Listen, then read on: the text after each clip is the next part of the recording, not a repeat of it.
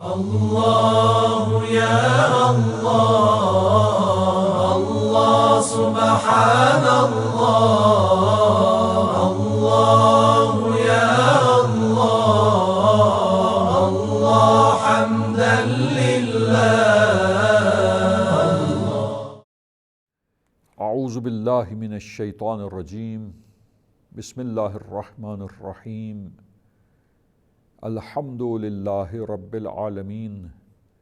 والصلاة والسلام علی اشرف الانبیاء والمرسلین وآلہ الطیبین الطاہرین المعصومین. عزیزان گرامی، انبیاء علیہم السلام کی بعثت انسانوں کے لیے ضروری ہے، انسانی معاشرے کے لیے ضروری ہے، اور عقل دلائل کے ساتھ ان چیزوں کو سمجھتی اور ادراک کرتی ہے اس ضرورت کو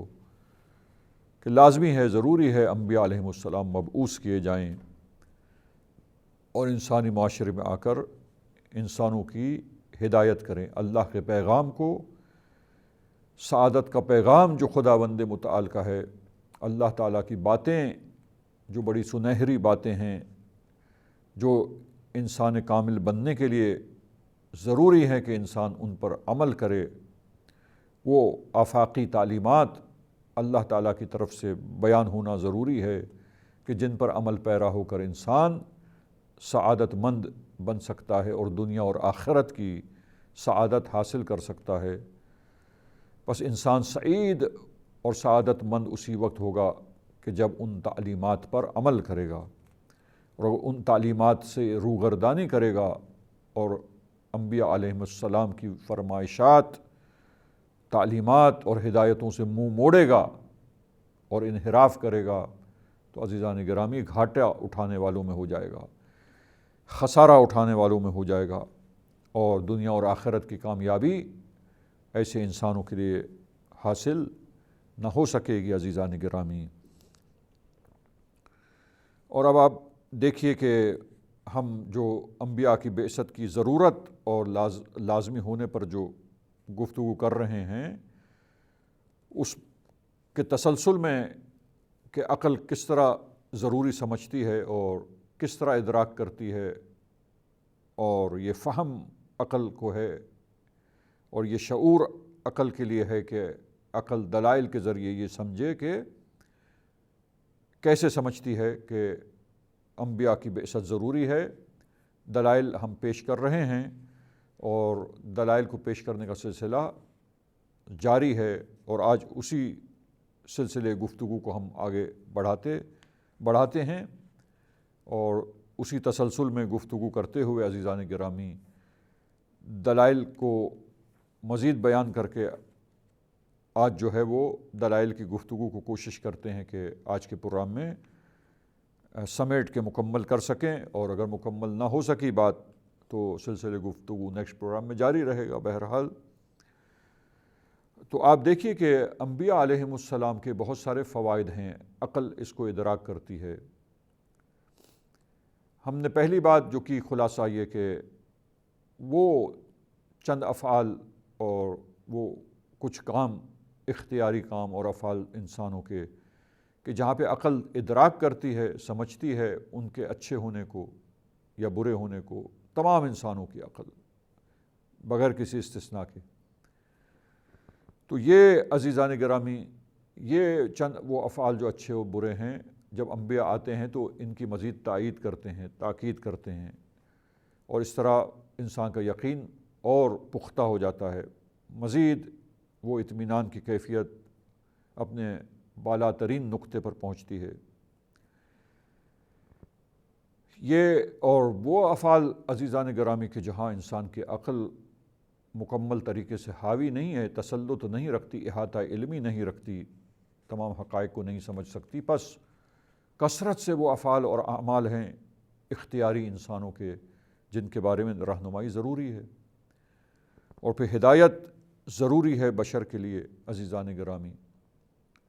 کہ ہدایت کی جائے، احکام کو بھی بیان کیا جائے، قانون کو بیان کیا جائے عزیزان گرامی، اور اسی طریقے سے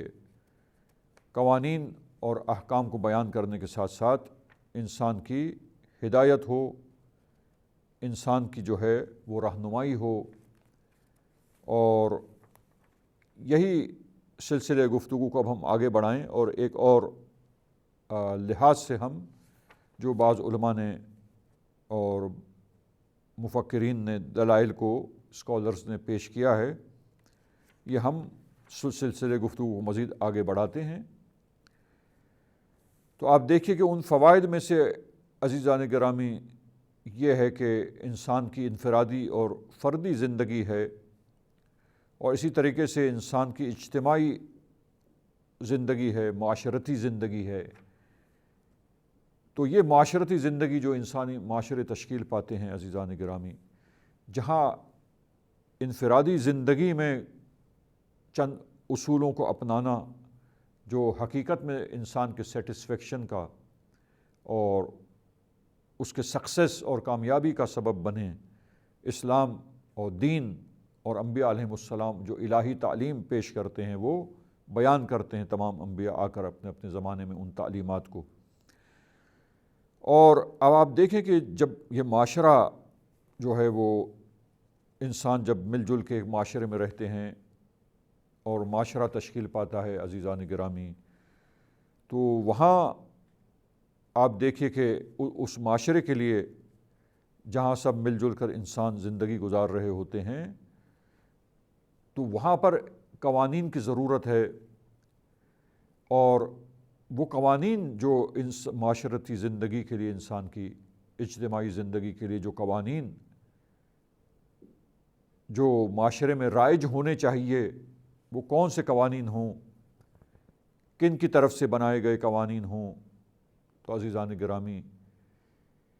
یہ بات روشن ہوتی ہے کہ جب غور و فکر انسان کرتا ہے، عقل مقدمات قائم کرتی ہے، تو انسانی معاشروں میں انسان جو ہے وہ ہمیشہ اگر انسانوں کے حوالے کر دیا جائے کام، تو پھر ایک گروہ قوانین ایسے بنائے گا جو اس کی منفعت میں ہوں، اس کے فائدے میں ہوں، اور وہ ہی اس سے فائدہ بھرپور حاصل کر سکیں، اور دوسرے انسانوں کے لیے جو ہے وہ قوانین ایسے ہوں گے جو نقصان دہ ہوں، یا ان کے حق کی محرومی کا سبب ہوں، یا وہ اپنے حقوق کو ان قوانین کے ذریعے حاصل نہ کر سکیں۔ اور یہ کثرت کے ساتھ ہم انسانی معاشروں میں دیکھتے ہیں، ہم اپنے آج کے دور میں انسانی معاشرے میں دیکھتے ہیں کہ حکومتیں جب قوانین بناتی ہے تو اس میں ایک گروہ کے لیے فوائد اور ایک مخصوص گروہ کی مصلحتیں جو ہے وہ پیش نظر رکھ کے قوانین تشکیل دے دی جاتے ہیں، مرتب کر دیے جاتے ہیں، لیکن جب دیکھا جائے اور تجزیہ و تحلیل کیا جائے، اور ماہرین قوانین اور سماجیات کے ماہرین اور مفکرین جب دیکھتے ہیں مختلف ممالک کو، اب تمام ممالک میں دیکھ لیں اکثر و بیشتر، تو یہی چیز انسانی معاشرے میں حاکم ہے کہ وہ گروہ جس نے قوانین کو بنایا، ان قوانین کے ذریعے عزیزان گرامی بعض گروہوں کے تو مفادات جو ہیں وہ محفوظ ہو جاتے ہیں اور ان کے فوائد ان کو مل جاتے ہیں، لیکن ایک گروہ جو ہے وہ محروم ہو جاتا ہے، دوسرا گروہ جو ہے وہ سختیاں اٹھاتا ہے ان قوانین کی وجہ سے۔ لہٰذا انصاف نہیں ہے اور عدل نہیں ہے ان قوانین میں۔ تو اجتماعی زندگی میں جہاں سب مل جل کر زندگی کرتے ہیں، اور کوئی ایسا قانون جو پائیدار قانون ہو، ایسا قانون جو مکمل عدل و انصاف پر مشتمل ہو عزیزان گرامی، جب تک ایک انسانی معاشرے کے لیے پیش نہ ہو، اس وقت تک انسانی معاشرے افراتفری کا، جنگ و جدال کا اور ایسے مسائل کا شکار ہو جائیں گے جہاں انسانی زندگی جو ہے ان معاشروں میں انسانی زندگی اجیرن ہو جائے گی، اضطراب کا شکار ہو جائے گا، پریشان ہو جائے گا انسان۔ اور یہی افراتفری ہم دیکھتے ہیں کہ دنیاوی طور پر دنیاوی معاشروں میں جو انسانوں کے بنائے ہوئے قوانین ہیں، وہاں پر ان قوانین میں یہی مشکلات، اور مختلف گوشہ و کنار میں مختلف ممالک میں ہم اپنے اس دور میں بھی دیکھ سکتے ہیں، اور تاریخ بشریت کی ہم مطالعہ کر کے دیکھ سکتے ہیں، سابقہ تاریخ بشریت کی وہ یہی چیزیں واضح کرتی ہیں اور بتلاتی ہیں۔ لہٰذا قانون انسانی معاشرے کے لیے ضروری ہے، ایک ایسا قانون جو عدل و انصاف کے ساتھ ہو، اور ایک ایسا قانون کہ جس میں تمام انصاف و عدل کے ساتھ تمام انسانوں کے حقوق کی رعایت کی گئی ہو، ایک ایسا بہترین قانون کا مجموعہ ہو کہ جس کا قانون کے مجموعے پر جب اگر اسے نافذ کر دیا جائے تو اس کے نفاذ کے بعد، اس کے رائج کر دینے کے بعد، ان قوانین پر عمل کرانے کے بعد انسانی معاشرے میں عدل و انصاف رائج ہو جائے، ظلم و جور و ظلم و ستم ختم ہو جائے۔ تو ضروری ہے عزیزان گرامی اجتماعی زندگی و معاشرتی زندگی کے لیے قوانین۔ بس اللہ تعالیٰ جس نے انسانوں کو پیدا کیا ہے وہ تمام بندے اس کے نزدیک برابر ہیں، لہٰذا اللہ تعالیٰ جب قانون بنائے گا تو وہ ایکس وائی زیڈ کے لیے زیادہ فائدہ مند ہو، ایسا قانون نہیں بنائے گا کہ ایک گروہ کے لیے فائدہ مند ہو اور دوسرا گروہ رنجیدہ ہو اور اس کو رنج پہنچے اور اس کو تکلیف پہنچ جائے اس قانون سے اور اس کے حق میں زیادتی ہو جائے، وہ اپنے حقوق سے محروم ہو جائے۔ اللہ تعالیٰ جو قانون کو بناتا ہے اور قانون کو بشریت کے لیے پیش کرتا ہے عزیزان گرامی، سب سے زیادہ بہترین اللہ تعالیٰ ہی قوانین بنا کر پیش کر سکتا ہے۔ تو پھر اللہ تعالیٰ کے قوانین جو عدل و انصاف پر مشتمل ہیں وہی انسانی زندگی میں جب رائج ہوں گے تو عدل و انصاف نافذ ہوگا اور ظلم و جور کا خاتمہ ہوگا، اور ایک سیٹسفیکشن جو ہے وہ تمام انسانوں کے لیے معاشرے میں حاصل ہو جائے گا۔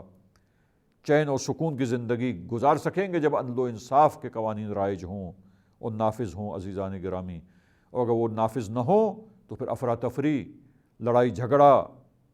قتل و غارت گری، ایک دوسرے کے ساتھ جنگیں،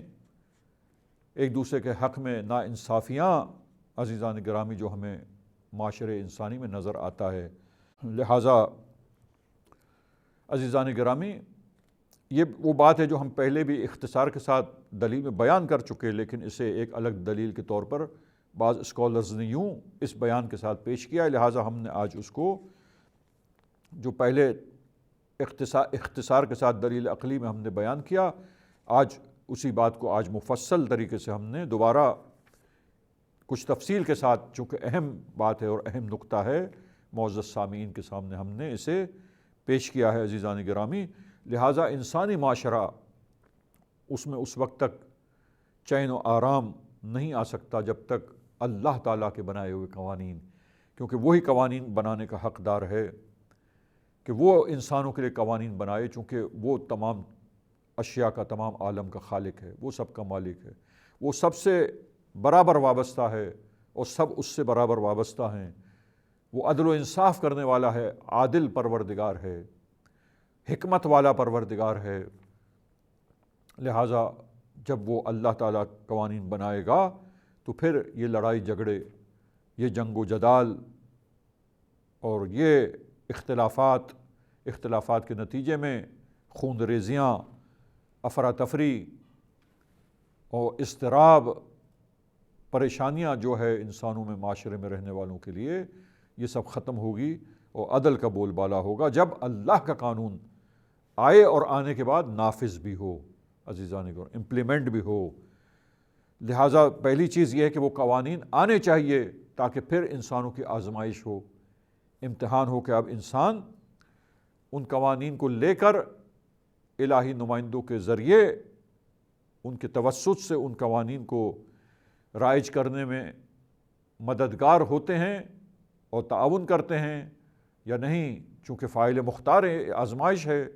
یا نہیں ان قوانین کی راہ میں رکاوٹیں ڈالتے ہیں، موانع ایجاد کرتے ہیں اور ان قوانین کے امپلیمنٹ کرنے میں اور امپلیمنٹیشن میں رکاوٹیں کھڑی کر کر، ہنڈرنسز کھڑے کر کر اور موانع ایجاد کر کر اس کو رائج نہیں ہونے دیتے ہیں۔ لہٰذا یہ ان کو پرکھا جائے گا، ان کی آزمائش کی جائے گی۔ انسان فاعل مختار ہے، لیکن قوانین ضروری ہیں جو عدل و انصاف پر مشتمل ہوں۔ لہٰذا وہ قانون جب اللہ تعالیٰ کی طرف سے ہوں گے تب ہی وہ عدل و انصاف پر اور ایسے بہترین قوانین ہوں گے، سنہری قوانین ہوں گے کہ جب وہ اگر رائج ہو جائیں عزیزان گرامی انسانی معاشرے میں تو عدل و انصاف کا بول بالا ہوگا، عدل کا نظام رائج ہوگا، عدل کے ذریعے تمام انسان جو ہے وہ آپس میں ایک دوسرے کے ساتھ مل جل کر اس معاشرے میں زندگی کریں گے، اور اللہ تعالیٰ کی حکومت ہوگی جو اللہ تعالیٰ کے قوانین کو رائج کرے گی، تب انسانی معاشرے سے بے چینی اور اضطراب دور ہوگا، بے انصافیاں ختم ہوں گی، ظلم و جور کا خاتمہ ہوگا، عدل و انصاف کا رواج ہوگا، رائج ہوگا عدل و انصاف۔ تو عزیزان گرامی، یہ وہ دلیل ہے جو اسکالرز نے، علماء نے اپنی کتابوں میں بیان کی ہے۔ یہ ایک مختلف انداز دلیل کو، دلیل عقلی کو بیان کرنے کا ہے، اور اگر قوانین اللہ تعالیٰ کی طرف سے جب آنا ضروری ہے تو وہ قوانین کیسے پہنچیں گے، یہ قوانین کس انداز سے پہنچیں گے؟ یہ قوانین اللہ تعالیٰ ہر انسان کے پاس جا کر انسانوں کو تو بیان نہیں کرے گا، بلکہ یہ اجتماعی قوانین، معاشرتی قوانین انسانی معاشرے کو بچانے کے لیے فساد سے، فتنے سے، تباہی سے، عدل و انصاف رائج کرنے کے لیے، عادلانہ نظام قائم کرنے کے لیے، عزیزان گرامی، اس معاشرے میں خرابیوں کو دور کر کے ایک صحت مند معاشرہ قائم کرنے کے لیے یہ قوانین جو اللہ بیان کرے گا، تو یہ قوانین، یہ دستورات جس کے ذریعے کمال حاصل ہوگا، تکامل حاصل ہوگا، امن و امان قائم ہوگا، عدل و انصاف رائج ہوگا، تو عزیزان گرامی یہ کیسے ہوگا؟ یہ قوانین کس کے ذریعے آئیں گے؟ لہٰذا انبیاء علیہم السلام کی ضرورت ہے، الہی نمائندوں کی ضرورت ہے کہ جن کے ذریعے اللہ تعالیٰ اپنے قوانین کو پہنچائے اور بیان کرے، اور یہ کوشش ہو کہ یہ قوانین جو اللہ کے قوانین ہیں، الہی دستورات ہیں، وہ انبیاء علیہم السلام اللہ کی طرف سے لائیں اور ان کو رائج کریں، انسانی معاشرے میں کوشش کریں، تاکہ جب وہ قوانین رائج ہو جائیں اور انسان ان پر عمل پیرا ہو، جب معاشروں میں وہ قوانین رائج ہوں گے، وہ سنہری اور آفاقی تعلیمات زندہ ہوں گی، تب وہ انسانی معاشروں میں حیات ہوگی، صحت و تندرست معاشرے ہوں گے، انصاف پر اور عدل پر مشتمل معاشرے ہوں گے، وہاں بے چینی و اضطراب معاشروں سے ختم ہو جائے گا۔ عزیزان گرامی، پس یہ انبیاء کی بعثت کی ضرورت ہے کہ انبیاء کے توسط سے یہ قوانین بیان ہو اور انسانی معاشرے میں نافذ ہوں۔ عزیزان گرامی، وصلی اللہ علی محمد واہل بیتہ الطاہرین۔ اغفر لنا ذنوبنا وارفع البلاء